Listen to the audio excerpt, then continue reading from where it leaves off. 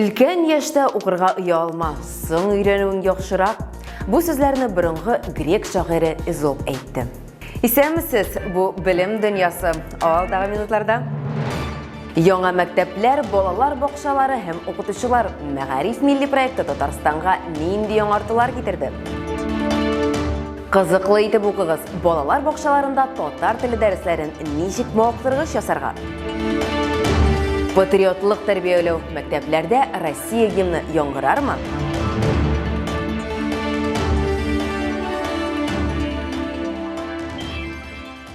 Мәгариф өлкәсендә Татарстан 6 федераль һәм 3 республика программасында катнаша.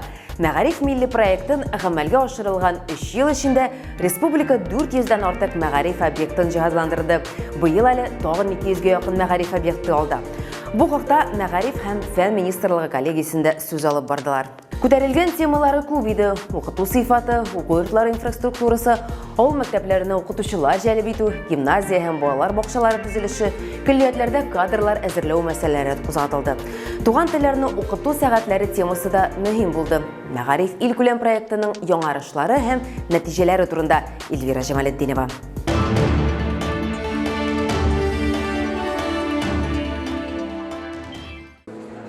Көчле алкышлар арасында Гүзелия Зиядинова Апас районының урта мәктәп директоры дәүләт программасы чараларын тормышка ашырырга җитди караулар һәм инновацион проектлары үстерүгә федераль акчалар җәлеп итү аркасында рәхмәт хаты белән бүләкләнде.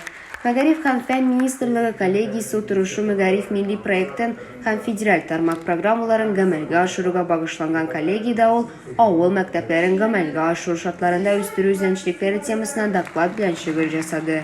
Аның сүзләренчә, милли проект уку йортлары үсешендә мөһим роль уйный. Һәр мәктәп проектның төрле программаларына кушылырга һәм профессиональ эшче кадрлар эзләү, балаларның талантларын үстерү буенча ярдәм алырга мөмкин. Әмма моның өчен уку йорты администрациясе тырышлыгы да кирәк. Милли мәгариф проектта минем уйлавымча мәктәпләрнең һәм барлык белем бирү йортларының үсешендә бик зур роль уйный. Чөнки әлеге проектта бик күп программалар һәм аларда һәрбер уку йортының катнашу мөмкинлеге бар. Шуның белән алар үзләренең мәктәпләре яисә уку йортларының торышларын, кадрлар белән тулыландыру буенча да һәм инде балаларга өстәмә белем бирү буенча да бик күп уңайлыклар алырга мөмкин. Быел Мәгариф һәм фән министрлыгы коллегиясе утырышы Мәгариф милли проекты һәм федераль тармак программаларын гамәлгә ашыруга багышланган иде. Очрашу Казанның 186 номерлы перспектива лицейында узды. Проект юнәлешләре Россия президенты куйган милли максатларга ирешүгә юнәлдерелгән.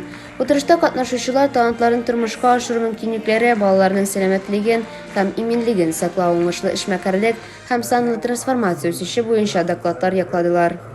Менә бүгенге безнең коллегиядә менә шушы безнең мәгариф хезмәткәрләренең килеп, шушы проблемаларны бергә уртага салып сөйләшеп, ирешелгән уңышларга нокта куеп дип әйтгәндә нәтиҗә ясап, киләчәк бурычлар турында яңадан бер ассызыклап, аны күрсәтә белү, ул әлбәттә безнең өчен бик кирәкле һәм әһәмиятле иде. Һәм без аны бүген үтәп чыктык. Илсур Хадиуллин билгеләп үткәнчә, Татарстанда талантларны үстерү һәм үз-үзләренә күрсәтү мөмкинлеген тәэмин итү өчен Мәгариф проекты программалары буенча күп эш башкарылган. Моны катнашучыларның докладлары раслады. Алар тормышка ашырылган максатлар турында сөйләделәр. Татарстан Мәгариф һәм фән министрлыгы сүзләренчә, булар барысы киләчәгебезгә, белем үсешенә һәм балаларда тәҗрибә туплауга ышаныч булсын өчен эшләнә. Менә бу милли проект, Россия күләмендәге башкарыла торган милли проектларның әһәмияте һичшиксез зур. Менә 2019 елда төзелгән мәктәптә без хәзер сезнең белән коллегия утырышында булып кайтабыз. Менә бу мәктәп шушы проект кысаларында төзелде. Андый мәктәпләр бездә җитәрлек. Менә былтыр безнең 7 мәктәп төзелде, 17 балалар бакчасы төзелде. Быел шулай ук 7 мәктәп төзелеп монтажа яңадан әйтергә кирәк. Мәгариф милли проект шулай ук Мәгариф инфраструктурасын камилләштерүне, педагогик хезмәткәрләрнең һәм идарә кадрларының һөнәри осталыгын күтәрүне һәм мәгариф эшчәнлеген үстерүне тәэмин итә торган юнәлешләр буенча эшне үз иченә ала. Мәгариф милли проектның юнәлешләре буенча төп перспективалары үз иченә 2024 ел ахырына ирешү планлаштырыла торган нәтиҗәләрне ала.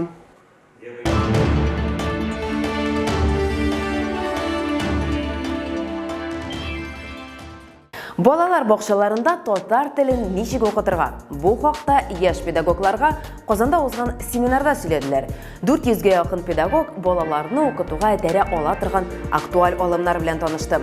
Балалар бақшаларының әйдәп барышы тәрбиячеләре коммуникатив технологиялар, тауыш ассоциациялары тәҗрибәсе һәм телдә сөйләшүне үстерү усуллары белән ортаклашты. Бу очрашу татар теле укытуын мавыктыргыч нәтиҗәле методлары семинарының дәвамы булды. Беренче семинар февраль аенда узды. Анда 400-дән артык тәрбияче, методист һәм шәһәрнең мәктәпкәчә белем бирү оешмалары мөдирләре катнашты. Узган семинар турында безнең репортажда.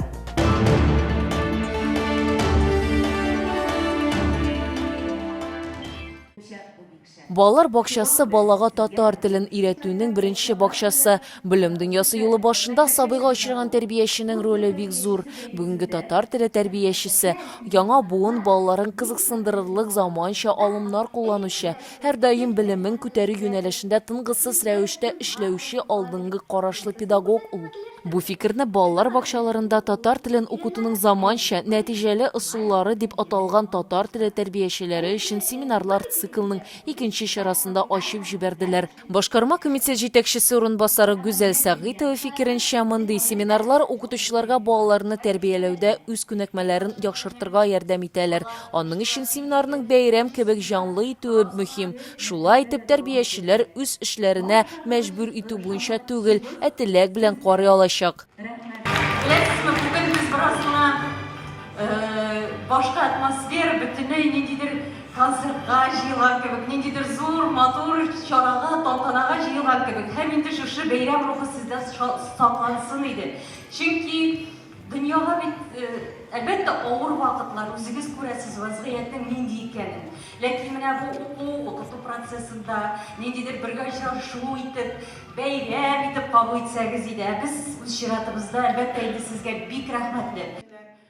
Фәния Хәсәнова 348-нче Казан балалар бакчасының татар теле тәрбиячесе. Педагог булып ул инде 25 ел эшли. Бу вакыт эчендә ул балаларга татар телен өйрәтү өчен төрле ысуллар уйлап тапкан. Бүгенге чарада ул татар сүзләренә русча авыздаш сүзләр табып, авызлар ассоциациясе методын кулланып эш итү турында сөйләде. Минем чыгышым авызлар ассоциациясе методикасы буенча эшләнгән. Бу методика инде бик күптәннән чит телләрне өйрәнгәндә, инглиз телен өйрәнгәндә бик кулланыла. Менә без бу методны балаларга татар телен өйрәтүдә кулланып карарга булдык. Һәм аның нәтиҗәсен күрдек. Шуның өчен аерым әсбаб әзерләнде. Һәм балалар бик теләп сүзләрне чагыштырып, сүзләрне ышатып, мәсәлән, курочка сүзенә курчакны ышатып, алар бик җайлы истә калдыралар. Күбесенчә семинарда күрсәтелгән методиклар чит илләрдән алынган, ләкин алар барысы да тәҗрибәчеләр белән үз уңайга үзгәртелгән. Тәнзилә Сунгатуллина инде күп ел балалар бакчасында мөдир булып эшли. Ул бу семинарга татар телен балаларга аңлату өчен төрле яңа технологияләр, заман сулышына туры китерелгән уеннар турында мәгълүмат тупларга килде. Тәнзилә Сунгатуллина чит илдән алынган методларда бер нәрсә дә күрми. Аның уйлавынча сыйфатлы кабатлау бик уңайлы. Копировать итәсез дигән сүзләрдә ишетәбез вакыты белән. Миңа калса ул шундый дәрәҗәле копирование булса, яхшы качественный копирование булса, ник алмаска икән, ник кулланмаска. Чөнки уңайлы, без үзебезгә аны тәрҗемә итәбез бит. Бәрабер нинди булса милли компонентны кертеп, үзебезгә республикабызның менә таләпләренә карата уңайлаштырабыз һәм эшлибез. Бу чара татар телен укытуның мавыктыргыч нәтиҗәле методлары дип аталган семинарлар циклын дәвам итә. Казан мэриясе һәм Казан шәһәре башкарма комитетының мәгариф идарәсе аны икенче тапкыр оештыра. Беренче семинарда 500-гә якын катнашучы катнашты. Бу елы якынча 400 педагог татар телен укытуның заманча, нәтиҗәле алымнары белән танышты.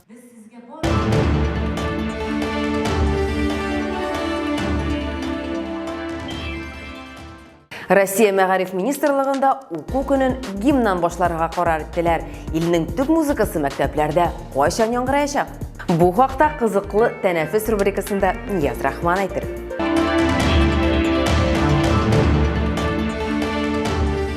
Исәнмесез, хезмәт өмә һәм бакча эшләре башланган чакта урамда шашлык төтен исләре башларына әйләндерә.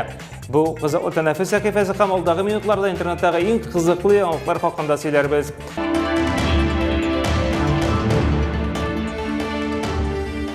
Гимнны кечкенәдән белергә 1 сентябрьдән Россия мәктәпләрендә атна дәүләт гимны башкарудан башланачак. Бу хакта Россия Федерациясе мәгариф министры Сергей Кравцов белдерде.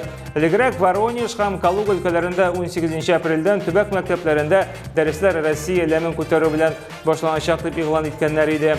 Чебоксар мәктәпләрендә исә 5 апрельдән Россия гимны гамәлгә кертәләр. Начар юнәлеш түгел бу. Ватанпәрвәрлекне ныгыту өчен менә дигән адым.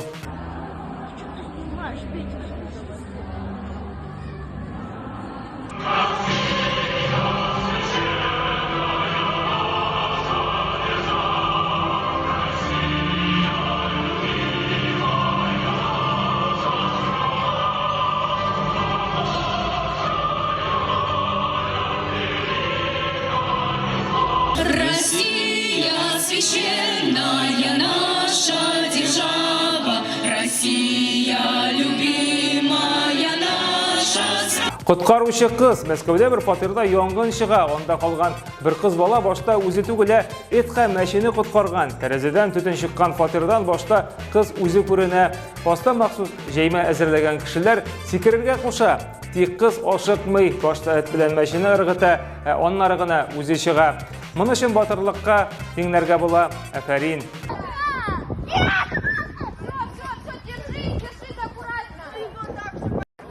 Отойдите, детей уберите.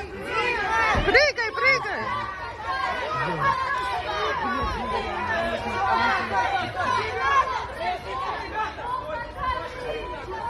90 яшьлек мәктәп укучысы Италиядә бер әбинең аттестат алу теләге шул кадәр көчле була ки, хәтта олы яшьтә булуга карамастан ахырга кадәр бара. Әлеге иң өлкән укучы сүзләренә караганда, мәктәпне тамамларга аңа икенче бөтен дөнья сугышы комачаулаган. Миңа укырга охшый һәм һәр вакытта охшады, әмма сугыш башланганда барысы да үзгәрде ди ул. Миңа эшләргә туры килде ди. Хәзер әби кичке мәктәпкә йөри, инде июнь айында имтиханнар икән, уңышларыңа. Петров, до физкультуры мы еще не дошли. Математика.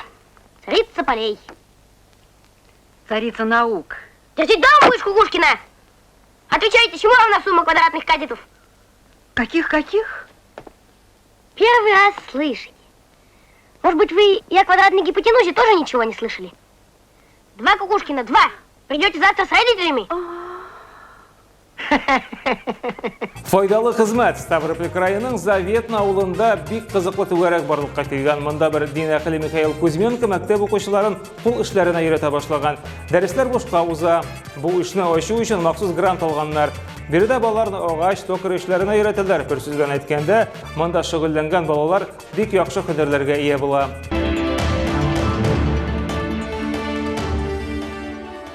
20 елдан соң чикләүкне эләктергән сүзсез яраткан ледниковый период мультфильмындагы тиен хакында. Хәтерлисезме, ул бөтен серияларда чикләүкне тота алмый интегә иде. Баксаң, инде 2 ел вакыт үтеп киткән икән.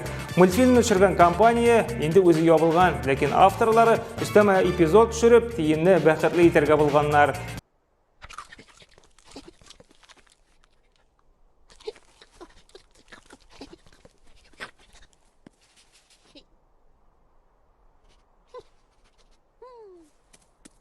Сез дә үзегезнең максатларыгызга омтылыгыз һәм иң мөһиме, өметегезне өзмәгез, сау торыгыз.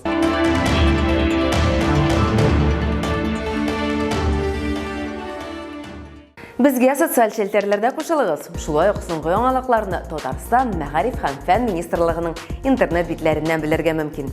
Белемнәрегез җитмәгән кебек укыгыз. Белемегезне югалтам дип куркып укыгыз, дип язган борынгы Кытай фикерчесе һәм фәлсәфәчесе Конфуций. Белемнәрегезне арттырыгыз, сау булыгыз.